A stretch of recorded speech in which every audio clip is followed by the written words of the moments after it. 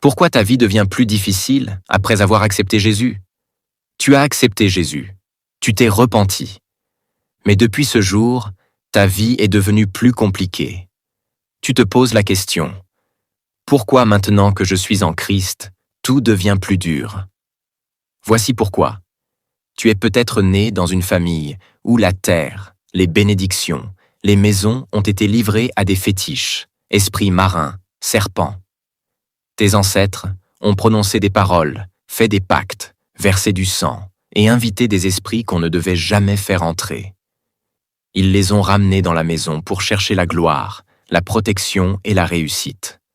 Mais ces esprits n'avaient pas leur place sur la terre. Dieu n'a pas créé la terre pour les fétiches. Psaume 115, verset 16. Les cieux sont à Dieu, mais la terre, il l'a donnée aux hommes. La terre appartient à l'homme, pas aux esprits.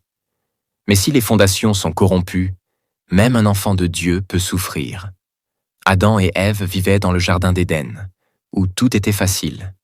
Mais après leur péché, Dieu leur dit: « Tu mangeras à la sueur de ton front. » Ils ont quitté le jardin pour aller sur une terre où il faut semer, travailler et se battre. Toi aussi, tu as accepté Jésus. Tu es né de nouveau. Mais la terre de ta famille, elle, ne s'est pas repentie. Les esprits que tes ancêtres ont installés ne reconnaissent plus ta nouvelle identité en Christ. Ils ne peuvent plus te contrôler, alors ils te combattent. C'est pourquoi, dans la Bible, Dieu dit à Abraham: « Quitte la maison de ton père et va vers le pays que je te montrerai. » Pourquoi? Parce que cette maison portait des fondations spirituelles sales. Et toi, as-tu déjà fait ce voyage spirituel? As-tu déjà retourné dans la maison de ton père spirituellement pour dire à ces esprits: « Je suis maintenant enfant de Dieu. Quittez ma terre, sortez de ma famille. » Car si tu ne renverses pas les anciens autels, si tu ne détruis pas les pactes anciens, comment la terre va produire pour toi?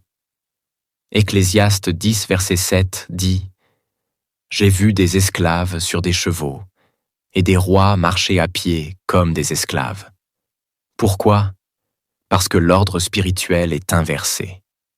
Éphésiens 6, verset 12.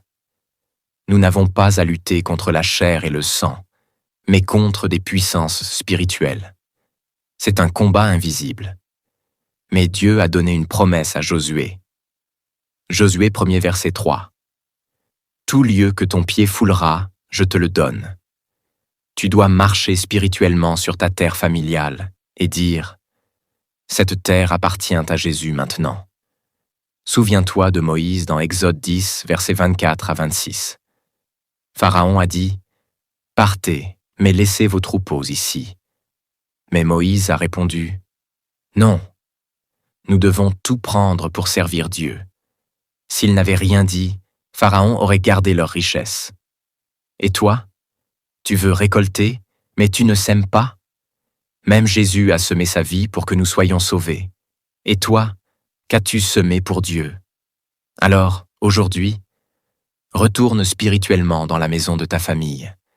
Brise les pactes anciens. Détruis les autels maléfiques. Récupère ton autorité. Sème dans le royaume de Dieu.